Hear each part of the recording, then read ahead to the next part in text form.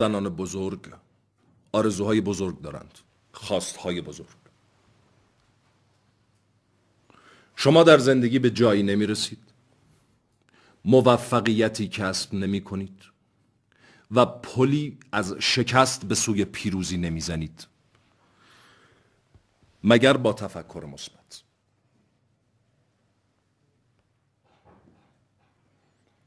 مگر هدایت درون و ناخودآگاهتون نمیشه، نمیتونم و نمیکنم رو از ادبیات ذهنتون پاک کنید. سینه جلو، با صدای رسا، با قدرت بگید میشود، میتوانم و میکنم. این خوشبختی است. در این CD هایی که از من توی بازار هست، زیر برنامه داره میره، من راه و رسم خوشبختی رو در اونجا کامل برای شما شرح دادم. فقط دوستان توجه داشته باشید، این یک نرم افزار خوشبختی است. فقط خواهشم این است که اصل این CD ها رو تهیه کنید، چون طبق تحقیقات انجام شده ثابت کردن که کپی این CD ها به اندازه کافی خوشبخت کننده نیستند. یک خط میگیریم. جانم، دکتر شادزی هستم، با برنامه در راه خوشبختی روی خط هستید. سلام دکتر. جانم، دستم به دامنتون، اگه ممکنه به دادم برسه. هیچ کس به جز خود شما نمیتونه به دادت برسه، این رو فراموش نکن. جانم، مشکلتی؟ چشم دکتر. پدرم داره میمیره دکتر. همه دکتر رو جوابش کردن. نمیدونم واقعا چه خاکی باید به سرم برسم. معلومه که میمیره، پدرت باید بمیره، برای اینکه این همه انرژی منفی داری به سمتش ساطع میکنی. اول گفتی پدرم داره میمیره، این یک. دوم گفتی که دکترها جوابش کردن، این دوتا. سوم گفتی چه خاکی بر سرم بریزم. گوش میدم. بله. چی کار کنم دکتر؟ CD من رو براشون گذاشتید؟ بله. نه. حالش نه. خیلی بدتر نه شد. یا نذاشتی یا کم گذاشتی یا بد گذاشتی. حالا کاری میکنیم، پدرت رو بغل کن. الان تو بغلم. تو بغلته؟ بله دکتر. هرچی میگم تکرار کن. چشم. تو خوب میشی. تو بهبود میابی تا از زیبایی ها و مواهب زندگی لذت ببری. تو بهبود میابی تا از زیبایی ها و مواهب زندگی لذت ببری. من به بیماری دستور میدم تا از وجودت خارج بشه. صدای تلویزیون تو کم کن. بله چشم.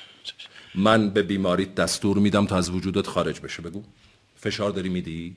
بله. فشار بده. دارم فشار میدم. خب. من به بیماری دستور میدم تا از وجودت بگو.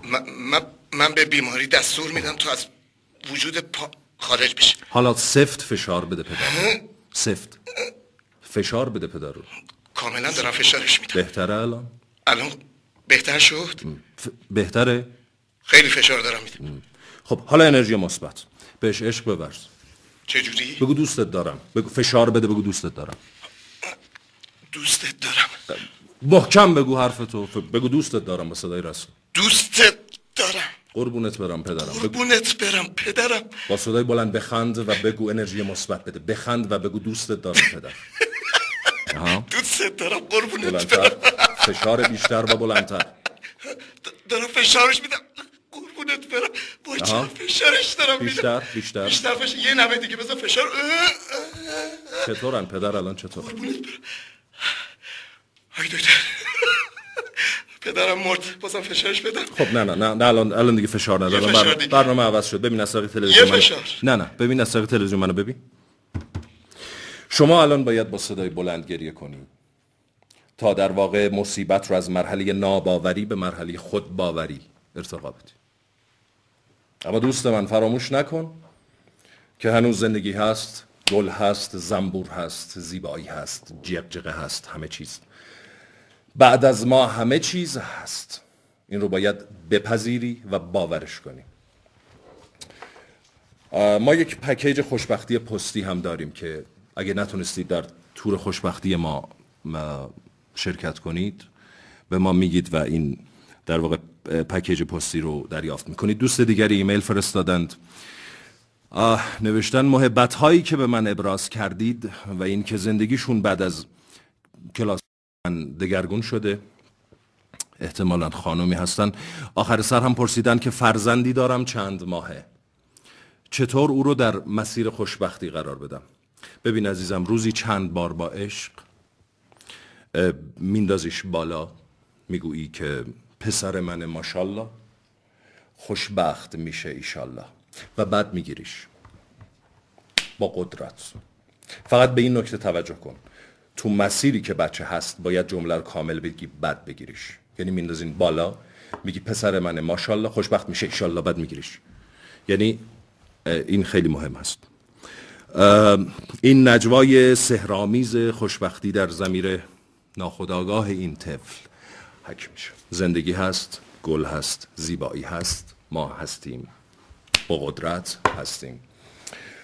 یک مجموعه کتاب دارم که اینها رو الان خدمتتون معرفی میکنم. یک میان برنامه ببینید. گوهری